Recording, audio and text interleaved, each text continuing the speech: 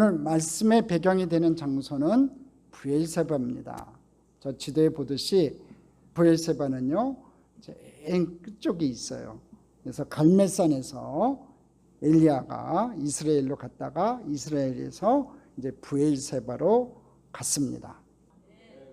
제가 저 텔 브엘세바의 물 저장소 저걸 보면서 깜짝 놀란 게 아브라함이 우리로 치면 주전 2000년경의 사람이거든요. 그러니까 지금부터 4000년 전에 지은 그 물 저장소가 저렇게 깊게 그렇게 넓게 그런 건축물을 지었다는 게 참 대단한 것 같아요.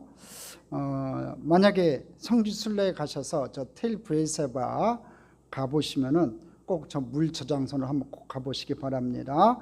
이 브엘세바는 이 네게브 지역에 위치한 텔 브엘세바 성읍으로 구약에 자주 등장하는 단에서 브엘세바까지라는 말이 나오지요.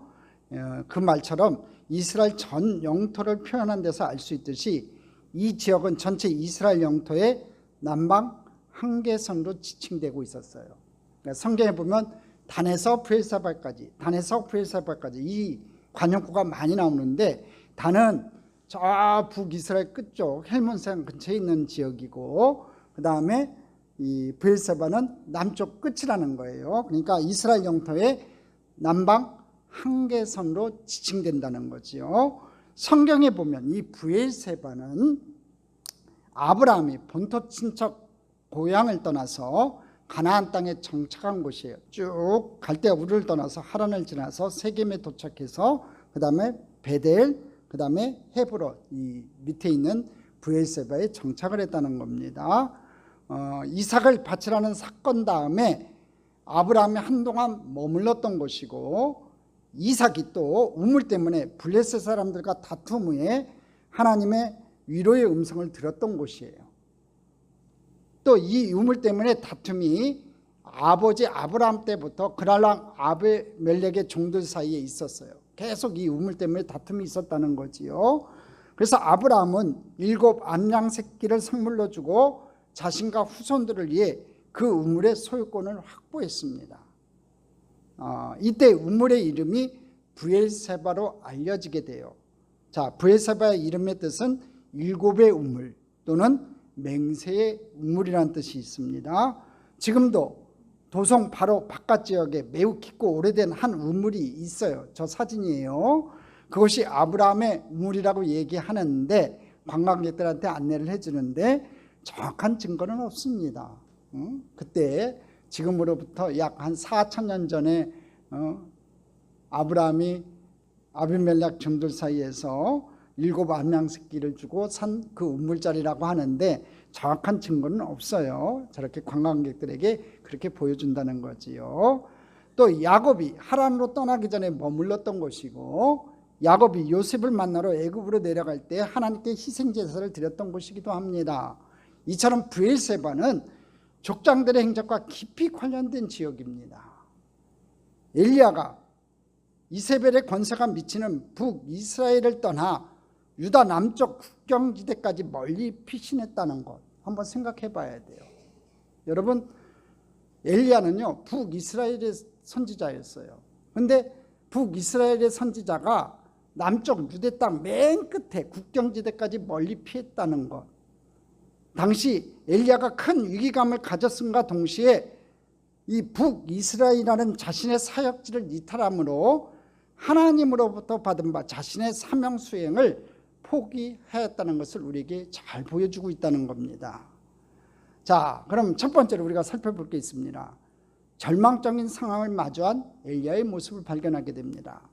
우리는 오늘 지난주와는 아주 다른 엘리야의 모습을 대하게 됩니다. 지난주에는 갈멜산에서 용사와 같은 엘리야의 모습을 우리가 보았다면 오늘은 지쳐 도망가는 폐잔병 같은 그의 아주 다른 얼굴을 만나게 됩니다. 여기서 아주 흥미로운 사실이 또 있지요.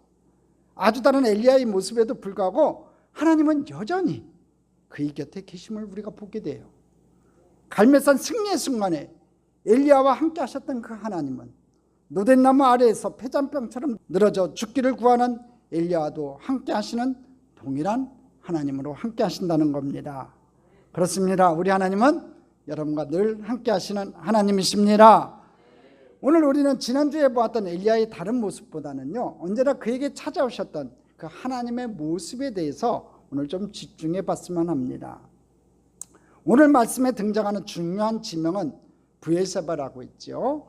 이 성경에서 여러 번 등장하는 아주 익숙한 지역입니다. 하지만 오늘 엘리야와 연관지어 나타나는 이 브엘세바는요, 사람이 살 수 있는 마지막 땅으로 인식하면 좋을 것 같아요. 흔히 이스라엘 땅을 언급할 때 아까도 얘기했지만 단에서 브엘세바까지라는 말을 쓰잖아요. 자, 이 말의 의미는 사람이 살 수 있는 땅의 한계라는 의미가 있어요. 왜냐하면 브엘세바 조금만 더 내려가면 사람이 살 수 없는 네게부 광야가 나옵니다. 그렇기 때문에 브엘세바 그러면 사람이 살 수 있는 땅의 한계에 지금 엘리야가 몰렸다, 그렇게 생각하시면 된다는 거지요. 오늘 말씀이 흥미로운 것은 엘리야가 갈멜산 전투에서 승리하고 난 후에 일어난 사건이라는 거예요. 여러분 잘 아는 이 본문의 말씀은요, 엘리야가 갈멜산 전투에서 승리하고 난 후에 바로 일어난 사건이었다는 거예요.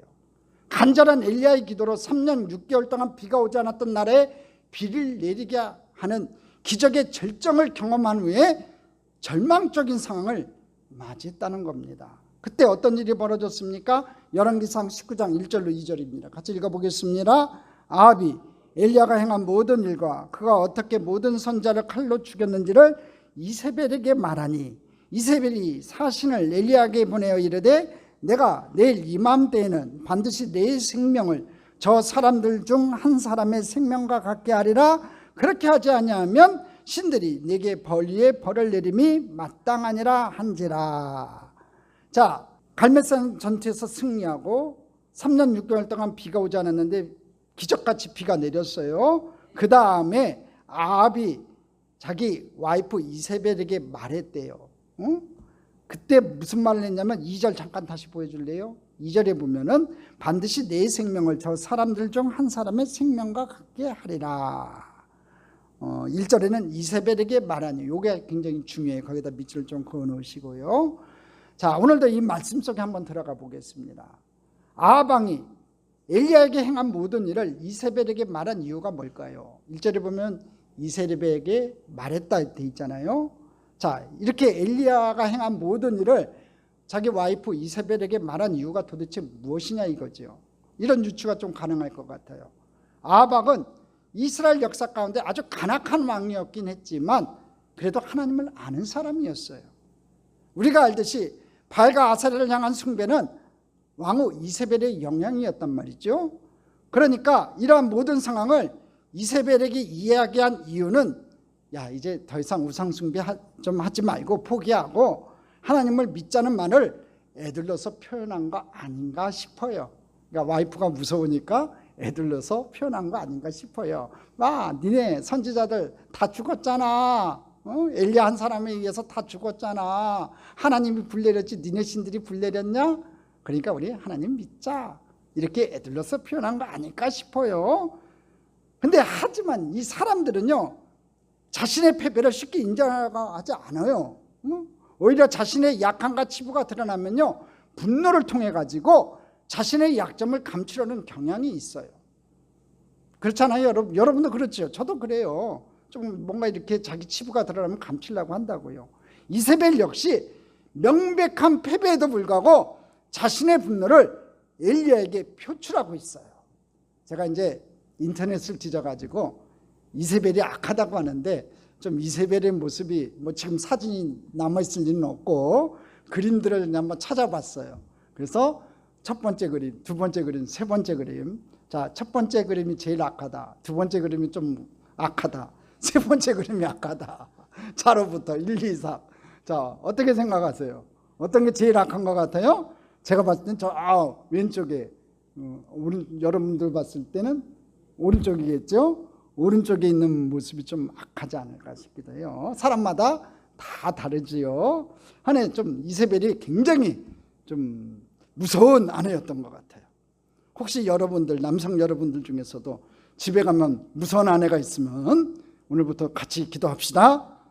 자, 그렇다고 우리 집사람이 무섭다는 얘기는 아닙니다. 자, 이 이세벨이 뭐라고 얘기했냐면요, 내가 내일 이맘때에는 반드시 내 생명을 저 사람들 중 한 사람의 생명과 같게 하리라. 무슨 말이에요, 여러분? 엘리야를 반드시 죽이겠다는 거예요. 우리가 종종 허탈하다는 표현을 쓸 때가 있습니다. 언제 그래요, 여러분? 이만했으면 됐다고 생각했던 기대가 무너지는 순간이에요.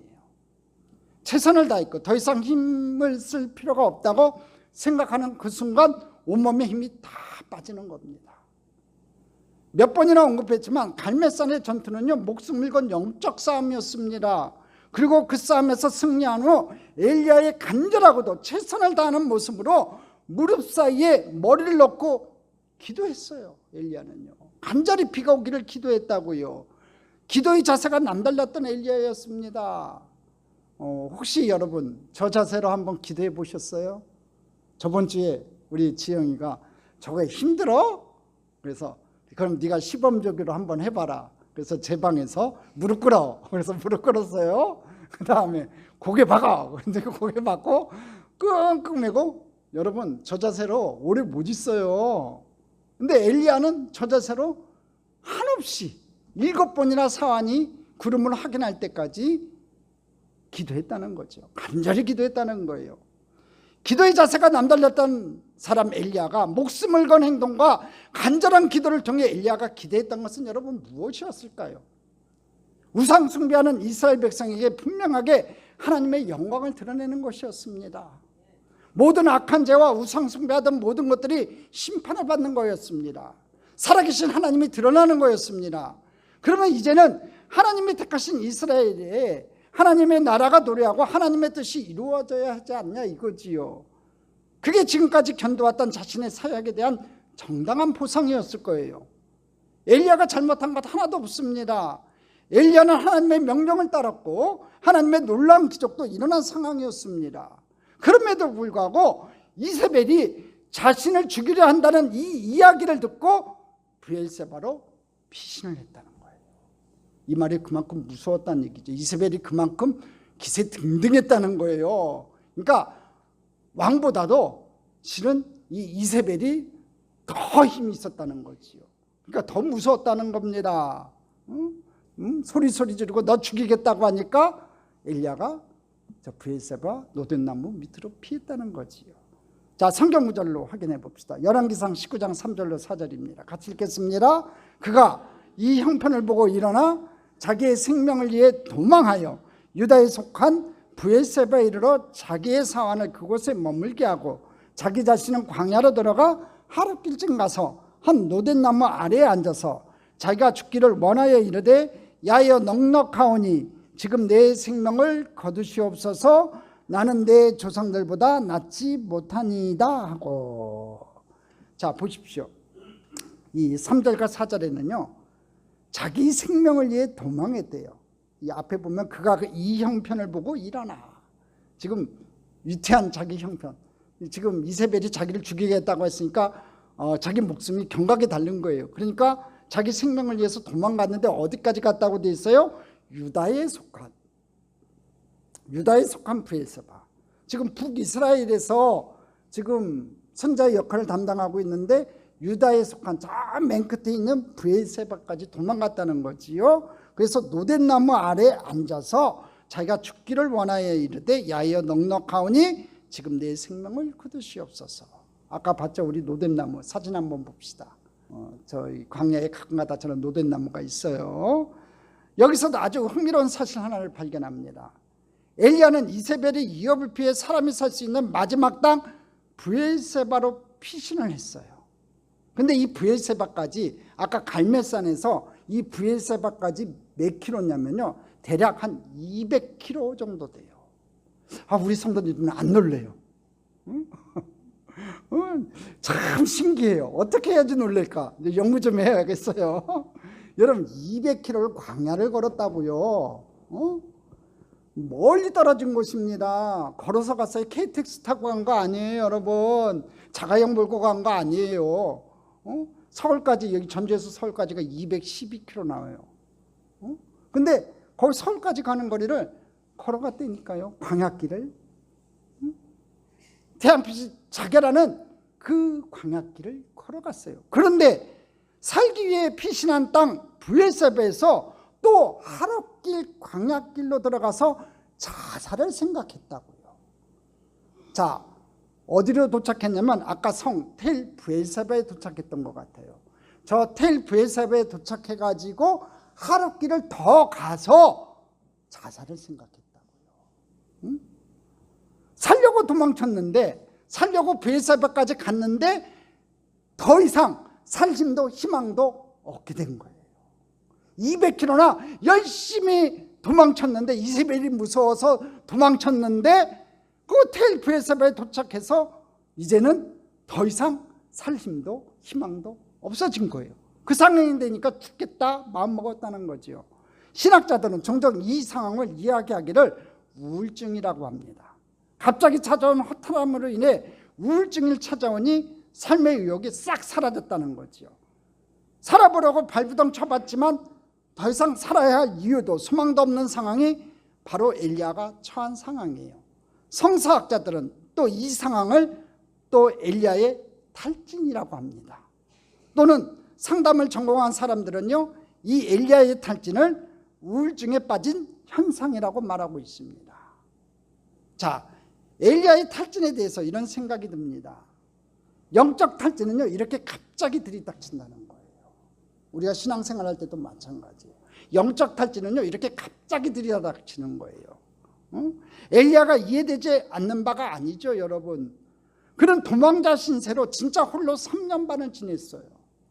오직 아합에게 가뭄을 예언한 죄로. 또 다른 건 무슨 죄가 있어요? 오직 아합에게 가뭄을 예언한 그 죄 하나 때문에 그는 3년 반을 홀로 지냈어요. 그중 3년은요 우상 숭배의 본고장 시돈 땅에서 사방의 우상으로 우겨싸움을 당한 채로 지냈어요. 얼마나 괴로웠겠냐고요. 하나님의 선지자가 이방 땅 시돈 땅에 가서 우상에 둘러싸여 있으니 얼마나 힘들었겠냐고요. 그러다 마침내 하나님의 부름을 받고 분연히 일어섰는데 무려 악당을 850명이나 때려 죽였는데, 근데 아직도 악의 확신 이세벨은 저렇게 건재했고 내 목숨은 파리 목숨 같고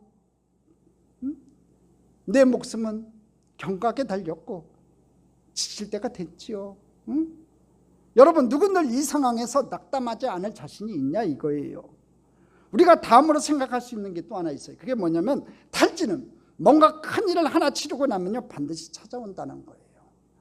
대공사를 했거나 이사를 했거나 출산이나 이직 혹은 여행을 길게 다녀왔거나 수련을 했다거나 뭐 이런 큰 일을 하고 나면요 반드시 산후 우울증처럼 영적으로도 소진이나 탈진 상태가 된다는 거예요. 이럴 때 사고치기 쉽다는 겁니다. 엘리야처럼 죽여달라고 하거나 혼자 남았다고 엉엉 울고 있거나, 이럴 때 더 큰 사고 치기 전에 알아차리는 게 필요해요. 뭘 알아차리냐면요, 야, 때가 되었네. 아, 내가 때가 됐구나. 그럼 잘 쉬어야겠구나. 이 생각을 해야 돼요. 내가 이런 상황에 처해졌구나. 그 다음에 그럼 내가 잘 쉬어야겠다. 그런 생각을 가져야 된다는 거예요. 그러면서 나의 영혼에게 휴식할 시간을 주는 것도 현명한 사람이 취하는 태도라는 겁니다. 쉼없이 마구 달려가기만 하면요 반드시 어디선가는 고장이 나서 멈춰서야 할 때가 오는 거예요. 탈진이 왔을 때 빨리 파악하고 쉬는 것 여러분 필요합니다. 할렐루야. 여러분 설교 시간에 주무시지 마시고요. 여러분 피곤하면은 집에 가서 푹 주무세요. 그것도 필요해요. 피곤할 때 자는 거 굉장히 중요합니다. 저는 잠이 보약이라고 생각하는 사람이에요. 저는 진짜 그래요. 한숨 잠깐 자고 나면요 힘이 막 쏟아요. 그러니까 그게 지혜로움이에요. 낮잠 자는 거 안 된다, 그거 정해놓을 필요 없어요. 여러분 힘들고 어려우면요 육신이 공부하면요 잠깐 하루에 20-30씩 낮잠 자는 것도 굉장히 도움이 됩니다. 자, 두 번째, 어루만지심 그리고 회복시키는 하나님에 대해서 살펴보겠습니다. 오늘 엘리야를 어루만지시는 주님의 손길을 우리가 살펴볼 수 있어요. 열왕기상 19장 5절로 8절 읽어보겠습니다. 5절로 8절 우리 중요한 구절 다 함께 합독하겠습니다. 노된 나무 아래에 누워 자더니 천사가 그를 어루만지며 그에게 이르되 일어나서 먹으라 하는지라. 여기에 어루만지며의 밑줄 자, 일어나서 먹으라의 밑줄 자. 6절 읽어보겠습니다. 본즉 머리맡에 숯불에 구운 떡과 한 병 물이 있더라. 이에 먹고 마시고 다시 누웠더니 야훼 천사가 또 다시 와서 어루만지며 이르되 일어나 먹어라. 내가 갈 길을 다 가지 못할까 하노라 하는지라. 또 여기에 어루만지며 거기다 밑줄짝 일어나 먹으라. 거기다 밑줄짝. 자, 8절 같이 읽어보겠습니다.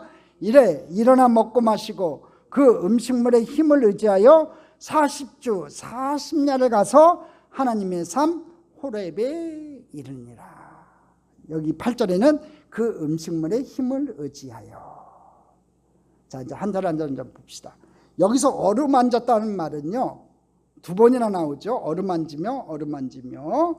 자, 여기서 어루만졌다는 말은요, 터치예요. 터치. 즉 주님의 손길이 임했다는 겁니다. 노된 나무 아래서 자고 있는 엘리야에게 주님의 손길이 임했어요. 우리는 종종 기도조차 할 수 없는 상황을 맞이할 때가 있어요.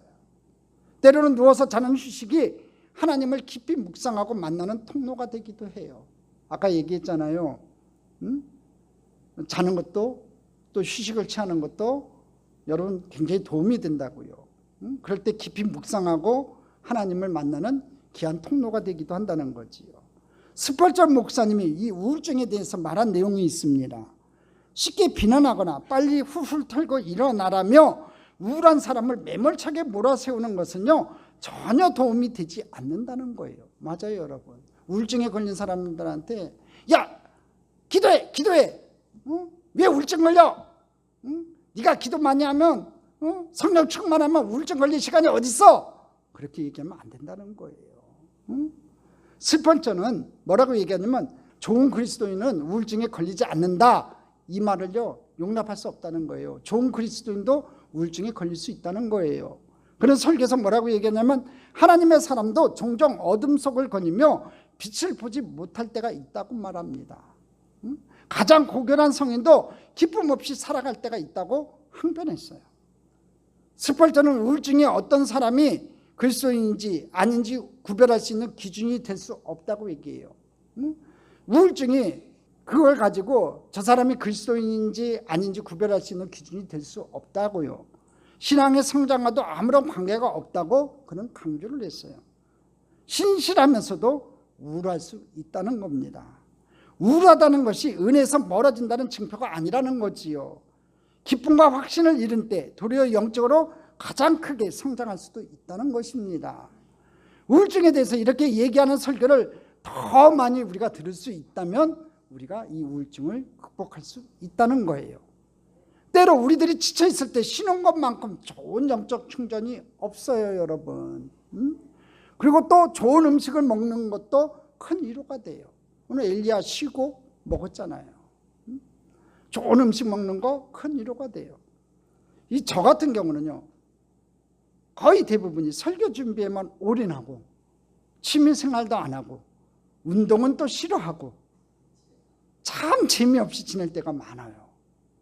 제가 개인적으로 봤을 때는 참 재미없는 인생을 사는 것 같아요. 밥 먹고 앉으면 설교 준비해요. 주일 설교, 수요 설교, 금요 설교 매일 앉아서 설교 준비만 해요. 진짜 참 재미없게 인생 사는 것 같아요. 뭐 취미생활이 특별한 것도 없어요. 재밌는 것도 없어요. 저는 운동도 좋아하지도 않고 뭐 그래요. 그러니까 진짜 재미없는 인생을 사는 것 같아요. 그래서 제가 이런 생각을 했죠. 좀 재미있게 지낼 수 없을까? 요새 그런 생각을 좀 많이 해봐요. 세상적인 유흥이 아니라 뭔가 영원히 즐거울 수 있는 것을 좀 한번 찾아봐야겠다. 그런 생각을 해봤어요. 그래서 일단 올해부터 정기적으로 좀 쉬는 시간을 가져야겠다는 결단을 했습니다. 한 주간, 두 주간은 아예 설교를 미리 딱 준비해놓고 딱 스탑을 해놓고 그냥 푹 쉬려고 그래요. 할렐루야. 여러분한테 허락을 받아야지요. 그래서 올해부터는 정기적으로 여름에 한 번, 겨울에 한 번 쉬려고 그래요. 딱 일주일씩, 딱 2주는 제가 충전을 해야 될 것 같아요. 자, 열왕기상 19장 7절을 한번 말씀 볼까요? 같이 읽어보겠습니다. 야훼 천사가 또 다시 와서 어루만지며 이르되 일어나 먹으라, 내가 갈 길을 다 가지 못할까 하노라 하는지라. 좀 일어나 먹으래요. 일어나 먹으래. 응? 응? 천사가 엘리야에게 말하는 걸 잘 보세요. 앞으로 걸어가야 할 길, 사명의 길이 있는데 기도해 라고 얘기하지 않아요. 일어나 먹어라 이렇게 얘기하죠. 먹고 힘을 내서 그 길을 가라고 말하고 있어요. 이 말이요, 참 많은 것을 생각나게 했어요. 여의도에 제가 사역할 때 우울증에 대한 상담을 한 적이 좀 있었습니다. 특히 이 사모님들과 목사님들이 사역에 지치고 우울감에 시달리는 모습들을 자주 보게 돼요. 힘들게 저를 찾아오는 분들에게 제가요, 이 좋은 숙소와 이 자연을 소개하기도 했어요. 저는 그러지도 못하면서 쉬지도 못하면서 이렇게 소개하기도 했어요. 근데 그분들의 상태를 보니까 목사요, 사모니까 기도할 때라고 생각을 하는데, 많은 사람들은 그렇게 생각하잖아요. 기도해야 된다고 생각하는데 가만히 보니까 기도할 때가 아니라 건강을 회복해야 될 때고 또 마음의 지침이 힘을 얻어야 될 때라고 생각이 들었어요. 모든 방법이 이래야 한다는 것이 아니라 하나님께서 엘리야에게 처방을 내리셨던 것처럼 필요에 따라 다른 위로가 있어야 된다는 거지요. 여러분, 기독교 안에서도요, 우리 교회 안에서도 그래요. 너무나 일방적으로 기도해만 하면 안 되는 거예요. 좀 영적으로 쉴 수 있는 시간들이 좀 필요하다는 거지요. 열왕기상 19장 8절 말씀 한번 볼까요? 같이 읽어보겠습니다. 이에 일어나 먹고 마시고 그 음식물에 힘을 의지하여 40주 40야를 가서 하나님의 삶 호렙에 이르니라. 여기 이에라는 말에 주목하시기 바랍니다. 이에, 거기다 동그라미 치세요. 응? 엘리야가 천사가 어루만지며 쉬게 하신 것을 의지했다는 말이에요. 그렇게 했다는 거지요. 자, 이에 일어나 먹고 마시고 그 음식물에 힘을 의지하여 40류 40야를 갔다고 돼 있어요. 음식물의 힘을 의지해서 호렙산에 이르게 됐다는 거죠. 며칠을 걸어서 40일 걸어서 호렙산에 이르러요. 여러분, 40주 40야, 이 40일을 얘기하는 거지요. 여러분, 40일은요 성경에 좀 독특하게 쓰였어요. 여러분, 40주 40야, 노왕수 때 비가 쏟아졌지요. 또 모세가 40일 시내산에 머물었어요. 머문 기간이 40일이었어요. 또 예수님도 40일 동안 광야에서 시험을 받았어요. 하나님께서는 이 40이라는 숫자를 고난과 역경의 시간을 강조하기 위해서 사용하신 것 같아요. 그러니까 엘리야가 40일을 걸어서, 지도 좀 한번 보여주실래요? 40일을 걸어서 지금 시내산까지 이르렀다는 건요, 브에르사바에서 지금 시내산까지 이르는 저 모습을 보면은 이 40일도 편안한 길은 아니었다는 거지요. 걸어가면서 많은 고난과 역경의 시간들이 그에게 주어졌다는 거지요. 자, 여기서 제가 또 깨닫는 게 있어요. 사람은 사람이라는 거지요. 배가 고프면 먹어야 되고요, 힘이 떨어지면 보충해야 된다는 거예요. 40주 40야를 걸어가는 동안 엘리야는 음식물의 힘을 의지하여 목표지에 도달하게 됐어요. 호렙산에 이르러서 엘리야는 제2의 사명을 받습니다. 이제 그곳에서 엘리야는 하나님의 음성을 들었어요. 영적인 시간을 가지게 됐다는 거지요. 이 하나님의 어루만지심은 위로가 목적이 아니에요, 여러분. 우리를 위로하시면요, 새로운 사명으로 인도하시기 위함이에요. 오늘 저와 여러분도 마찬가지예요. 여러분 지쳐 쓰러져 있을 때 하나님께서 위로하실 때가 있어요. 말씀으로 위로하실 때가 있고, 여러 가지로 다가와서 주변 사람들을 통해서 위로하실 때가 있어요. 그때 천사들을 보내서 위로하실 때 그 위로하심이 최종적인 목적이 아니라니까요, 새로운 사명을 주시기 위해서 그렇다는 거지요. 오늘 저와 여러분이 하나님께서 위로하실 때 새 힘을 얻어서 새로운 사명을 받는 저와 여러분 되기를 주님의 이름으로 축복합니다. 하나님의 그 위로하심을 받은 엘리야는요 40일을 걸어서 호렙산에 이르게 돼요. 바로 모세가 하나님께 사명을 받았던 곳에서 엘리야는 새로운 사명을 받아요. 그게 뭔가 한번 봅시다. 열왕기상 19장 15절로 16절이에요. 같이 읽어보겠습니다. 야훼께서 그에게 이르시되 너는 내 길을 돌이켜 광야를 통하여 다메섹에 가서 이르거든 하사에게 기름을 부어 아람의 왕이 되게 하고 너는 또 님시 아들 에웨에게 기름을 부어 이스라엘의 왕이 되게 하고 또 아베몰라 사바세 아들 엘리사에게 기름을 부어 너를 대신하여 선자가 되게 하라. 기름 부으래요. 기름 부으래. 왕을 세우라고 하잖아요. 그 다음에 자기 후계자를 세우라고 합니다. 응? 네 뒤를 이을 후계자를 세우는 그 사명을 주셨다는 거지요. 자, 세 번째로 우리가 발견할 수 있는 게 있어요. 친절한 하나님에 대해서 우리가 좀 살펴봅시다. 어쩌면 우리가 하나님을 많이 오해하고 있기 때문에 엘리야를 찾아오신 하나님이 낯설게 느껴질 때가 있어요. 늘 우리는 하나님을 만나면 어떤 사명을 주실까라는 생각에 두렵기도 해요. 어떤 집사님이 저한테 그 얘기예요. 저는 목사님만 보면은요 겁이 난대요. 왜요? 그랬더니 제가 호랭이에요? 왜 겁나요? 그랬더니 목사님이 저만 보면 맨날 뭐하라 한대요. 지역장애라 뭐하라 하니까 저만 보면 겁이 나고 두렵대요. 어떤 사명을 주실까? 우리는 하나님을 대할 때 뭐 그런 두려움도 있는 것 같아요. 우리에게 일만 시키는 하나님이라고 생각한다는 거지요. 그런데 오늘 엘리야에게 찾아오신 하나님은 사실 우리들의 삶 가운데서 가장 많이 만나고 경험하는 모습이 아닐까 싶어요. 가만히 생각해 보면 우리 인생의 아픔과 실패 가운데 찾아오시는 하나님의 모습은 그렇게 낯설지가 않아요. 혹시 여러분 창세기 3장 8절로 9절의 말씀을 기억하시나요? 한번 읽어볼까요? 같이 읽어보겠습니다. 그들이 그날 바람이 불 때 동산에 거느시는 야훼 하나님의 소리를 듣고 아담과 그의 아내가 야훼 하나님의 낯을 피하여 동산 나무 사이에 숨은지라 야훼 하나님이 아담을 부르시며 그에게 이르시되 내가 어디 있느냐. 지금 하나님의 명령을 거역하고 숨어있는 인간들에게 하나님은 친히 다가오셔요. 선악과를 따먹고 무서워서 피해 있는 인간들에게 친히 다가오셨지요. 자, 인간들은 숨고 하나님을 피하기를 원했어요. 그런데 하나님은 우리의 바람대로 일하시지 않으세요. 어쩌면 인간의 낙심은요 실패가 아니라 아직 하나님의 방법을 깨닫지 못하는 미련함일 수도 있어요. 그때 하나님은 우리를 미련하다 하지 않으시고 우리에게 찾아오시는 하나님이시라는 거지요. 우리를 찾아오시는 하나님이야말로 복음의 본질이 아닐까 싶어요. 찾아오신 하나님, 히브리어로 찾아오심을요 바카드라고 그래요. 영어로 비지트 그러죠. 바카드. 한번 따라해 볼까요? 참 좋은 단어예요. 바카드. 바카드. 찾아오심. 저는 이것을요 하나님의 신방이라고 부르고 싶어요. 신방. 여러분 잘 아시지요?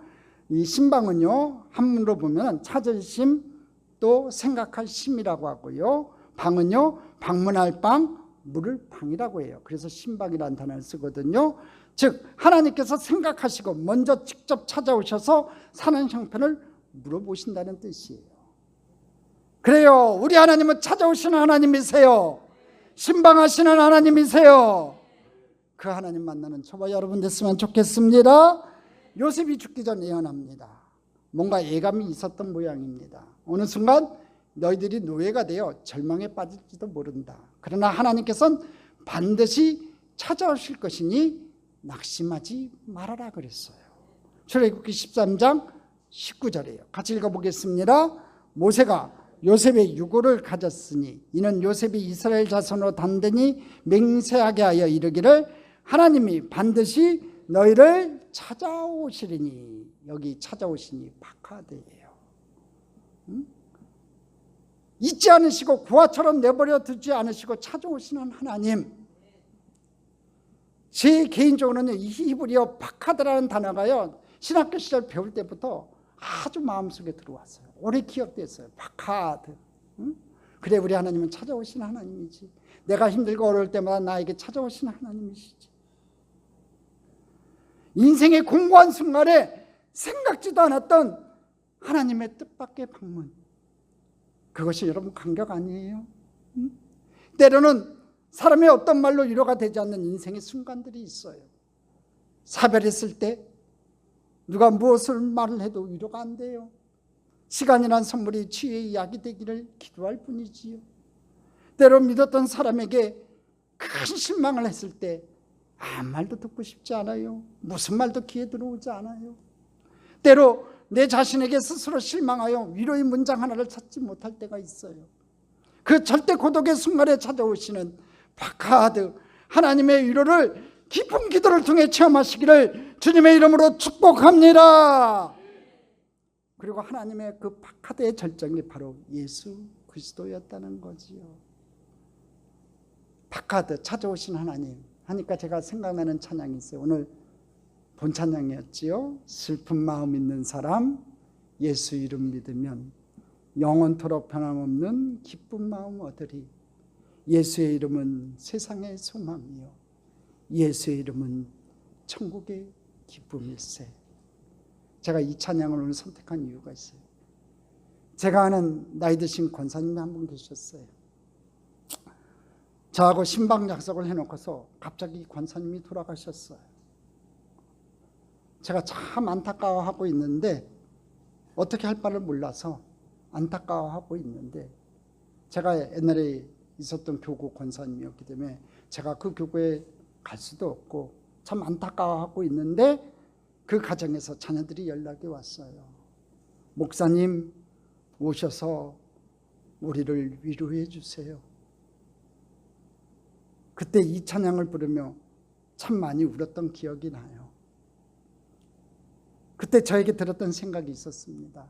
아, 하나님께서 나를 이곳에 보내셔서 하나님의 백성들을 위로하게 하시는구나. 나 같은 종을 이 가정에 보내셔서 상처 입은 어머니를 먼저 하늘나라로 보내 슬픔에 잠겨있는 자녀들을 위로하게 하시는구나. 그리고 같이 찬송가 91장을 불렀어요. 우리 찬송가 91장 1절 4절 우리 가사를 생각하면서 우리 천천히 한번 찬양해 보겠습니다.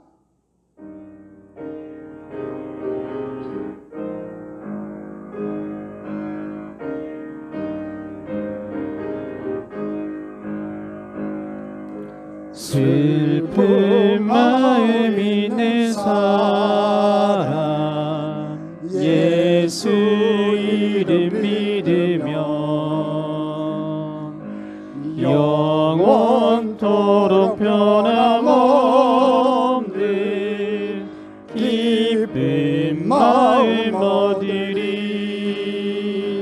예수의 이름은 세상의 소망이요 예수의 이름은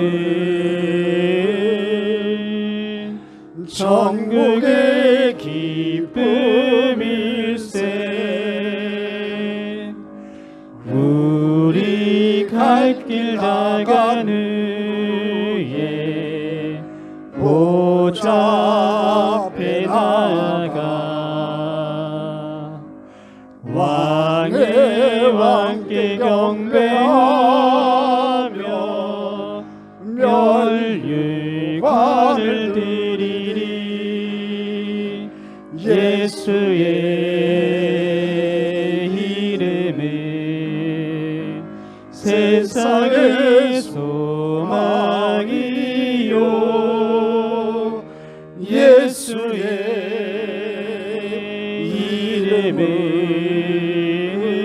이름은 천국의 기쁨일세. 진정 예수의 이름이 여러분의 소망이 되시고 천국의 기쁨이 되는 귀한 날 되기를 간절히 소망합니다. 우리가 사는 동안 우리를 어루만지시는 그 하나님의 손길은 여러분 떠난 적이 없어요. 우리가 깨닫지 못하거나 그 손길을 거부했기 때문에 경험하지 못할 뿐이지요. 저는 누가복음 4장 40절 말씀이 참 좋습니다. 같이 한번 읽어볼까요? 해질 무렵에 사람들이 온갖 병자들을 데리고 나오매 예수께서 일일이 그의 손을 얹으사 고치시니. 할렐루야. 오늘 이 한날도 주님 앞에 나온 여러분들 일일이 여러분에게 손을 얹으사 안수하시고 고쳐주시는 귀한 은혜가 있을 줄 믿습니다. 누가복음 7장 14절로 15절에 보면 아들을 잃고 슬퍼하는 어머니를 위해 친히 찾아오셔서 청년을 살려주신 예수님의 모습이 있어요. 같이 읽어보겠습니다. 가까이 가서 그 관에 손을 대시니 맨자들이 서는지라 예수께서 이르시되 청년아 내가 내게 말하노니 일어나라 하시매 죽었던 자가 일어나 앉고 말도 하거늘 예수께서 그를 어머니에게 주시니. 아멘.